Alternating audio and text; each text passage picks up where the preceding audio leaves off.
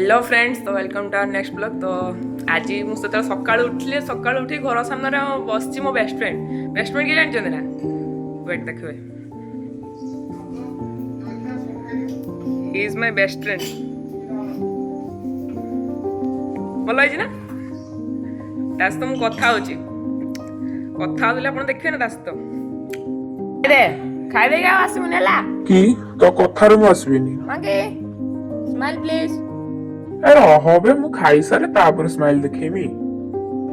आ biscuit खाइब ना को बिस्कुट खाइब को जो तो दी चारटे बिस्कुट देइछु पुणी पचाच बिस्कुट खाइब ना बिस्कुट खाइब ना अच्छी डायबिटीज फ्री कि मते डायबिटीज हिची कि मु डायबिटीज बिस्कुट खाइमी जे मते ओटे मंकी मंकी बिस्कुट खाइबो एटा बदमाश हां तू देखथिल ना मु मंकी बोली मो बादा बेस्ट फ्रेंड से कहू छ मते मंकी पुणी गोडियनी एते होनबा आ खाइबो की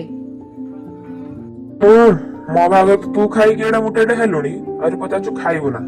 तू खाई के तू मोटा हो मते जति देछ मु जति खाइ दे मु पळाइ रे बाबा मु डाइट मेंटेन करूची